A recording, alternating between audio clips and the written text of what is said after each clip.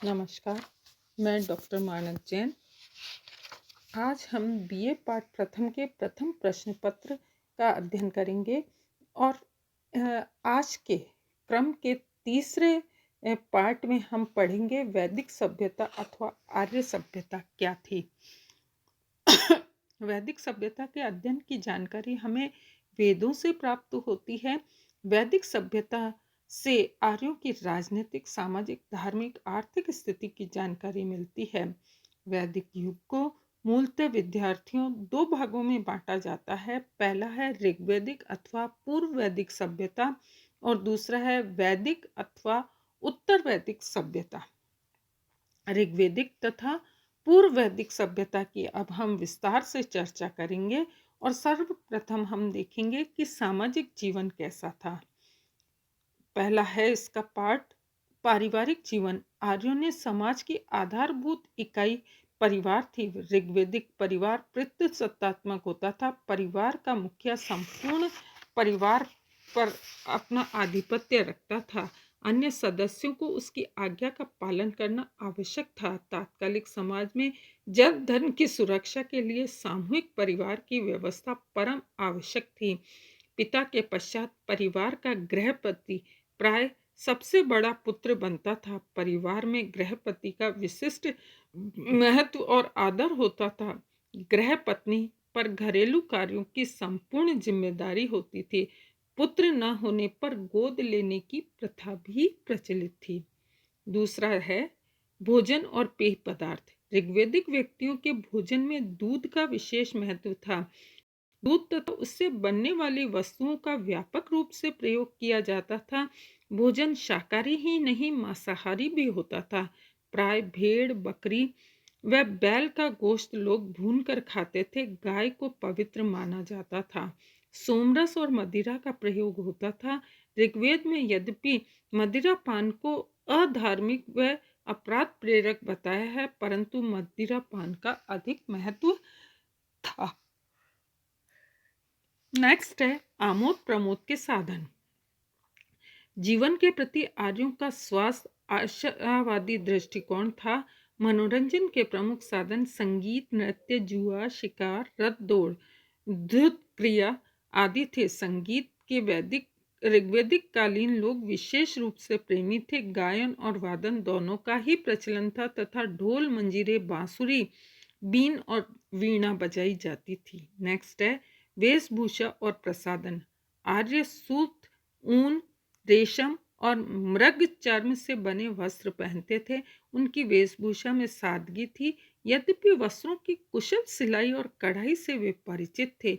वे सामान्यतः शरीर पर 3 वस्त्र धारण करते थे। नीवी जो कमर के नीचे पहना जाता था, वास जो कमर के ऊपर शरीर के मध्य भाग में पहना जाता था और अधिवास जो ऊपर से धारण किए जाने वाला उत्तरीय जैसा कोई वस्त्र था।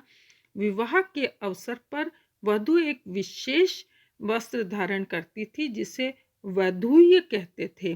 स्त्री और पुरुष दोनों ही आभूषण प्रेमी थे। कर्ण शोभन, कुरीर, निष्ग्रीव, मणिग्रीव, खादी और रुकवक्षस आदि इनके प्रमुख आभूषण थे। शिक्षा। विद्यार्थियों को गुरु के आश्रम में शिक्षा प्राप्त करने के लिए भेजा जाता था। शिक्षा का प्रमुख उद्देश्य धार्मिक साहित्य शिक्षा प्रदान करना था, जिसके द्वारा आर्य संस्कृति का प्रचार हो सके। ऋग्वेद के उपनयन संस्कार का स्पष्ट उल्लेख नहीं मिलता है। यद्यपि इस संस्कार का उत्तर वैदिक काल में अधिक महत्व था और ऋग्वैदिक काल में लोगों को लिखने का ज्ञान था या नहीं, ये भी संदेहास्पद है। वर्ण व्यवस्था। ऋग्वैदिक समाज में वर्ण व्यवस्था का अस्तित्व था या नहीं, विद्वानों में मतभेद है। कुछ विद्वानों, जिनमें कीथ का नाम प्रमुख है, ऋग्वेद के 10वें मंडल के पुरुष सूक्त के आधार पर यह प्रमाणित करने की चेष्टा करते हैं कि तात्कालिक समाज में वर्ण व्यवस्था थी। ऋग्वेद के अनुसार समाज ब्राह्मण, क्षत्रिय, वैश्य और शूद्र 4 वर्णों में बटा हुआ था। अनेक इतिहासकारों का मानना है कि ऋग्वेद का पुरुष सूक्त बाद में जोड़ा गया। यदि ये मान भी ले तो ऋग्वेद के काल में जाति प्रथा थी तो निश्चित रूप से जन्म पर नहीं, वह तो कर्म पर ही आधारित थी। विवाह और स्त्रियों की दशा।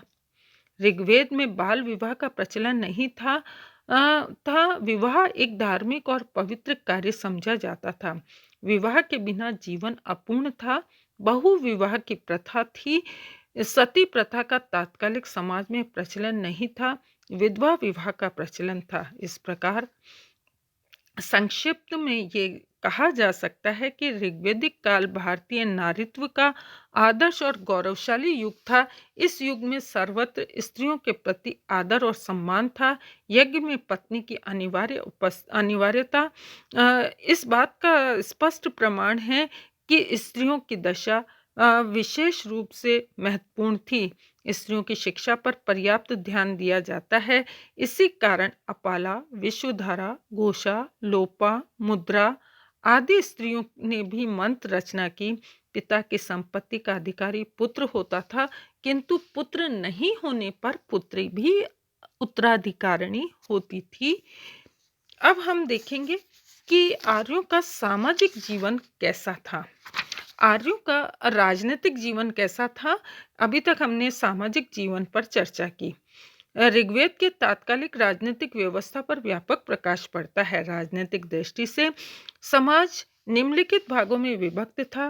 पहला था कुटुंब। ऋग्वेद कालीन राजनीतिक व्यवस्था में सर्वाधिक छोटी इकाई कुटुंब होती थी, जिसे कुल कहा जाता था। कुल का नेता कुलप होता था। संयुक्त परिवार प्रथा प्रचलित थी। दूसरा है ग्राम। अनेक कुटुंबों के समूह को गांव कहा जाता था। जिस प्रकार प्रत्येक कुटुंब का एक प्रधान होता था, उसी प्रकार प्रत्येक गांव का भी एक अधिकारी होता था, जिसे ग्रामीणी कहते थे। ग्रामीणी का पद अत्यंत महत्वपूर्ण होता था, क्योंकि वह ग्राम का एकमात्र ही प्रशासनिक अधिकारी होता था। बच्चों, तीसरी इकाई है विश। अनेक ग्रामों के समुदाय को विश कहते थे, जिसका अधिकारी विशपति होता था। चौथी इकाई है अनेक विश मिलकर जन की रचना करते थे। जन के प्रधान अधिकारी को गोप कहा जाता था। और अंतिम है राष्ट्र। देश या राज्य को राष्ट्र कहते थे। इसके अलावा ऋग्वेद काल की शासन व्यवस्था के बारे में यदि कहा जाए तो ये राजतंत्रात्मक थी, जिसका अध्यक्ष राजा होता था। ऋग्वेद में गणों का उल्लेख है, किंतु राजतंत्र ही अधिक संख्या में प्रचलित थे। राजा की स्थिति कैसी थी ऋग्वेद काल में, यह देखना भी आवश्यक है। राज्य का प्रमुख अधिकारी राजा होता था। उसका पद वंशानुगत होता था। कभी कभी राजवंश में से किसी भी व्यक्ति को चुनकर राजा बना दिया जाता था। ऋग्वेद में राजा के कार्यों का स्पष्ट वर्णन नहीं है, किंतु ऐसा प्रतीत होता है कि राजा सबसे पवित्र सम्माननीय कार्य शत्रुओं से प्रजा की रक्षा करना था।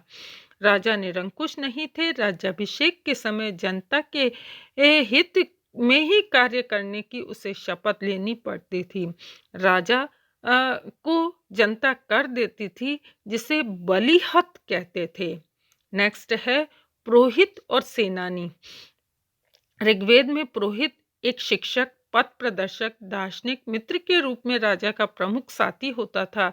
राज परिवार के समस्त धार्मिक कार्यकलाप करने के साथ साथ पुरोहित राजनीतिक कार्यों में भाग लेता था। सेनानी सेना का सबसे बड़ा अधिकारी होता था। सेनानी का प्रमुख कार्य अन्य राज्यों पर आक्रमण करना और राज्य पर हुए आक्रमण का सामना करके राज्य की रक्षा करना था। नेक्स्ट है सभा और समिति। ऋग्वैदिक राजाओं की स्वेच्छाचारिता पर प्रतिबंध लगाने वाली दो संस्थाएं सभा और समिति थी। वेदों में सभा और समिति को प्रजापति की कन्या कहा है। सभा और समिति के वास्तविक स्वरूप के बारे में विद्वान एकमत नहीं है। लुडविन के अनुसार समिति जनसाधारण की संस्था थी तथा सभा होमर कालीन गुरुजन सभा के समान संस्था थी, जिसमें गिने चुने लोग ही होते थे। जिम्मम के अनुसार समिति प्रजा की राष्ट्रीय परिषद थी और सभा गांव के वयस्क लोगों की संस्था थी। सभा और समिति का स्वरूप कुछ भी रहा हो, लेकिन ये निश्चित है कि इन संस्थाओं को व्यापक अधिकार प्राप्त थे। इति नमस्कार।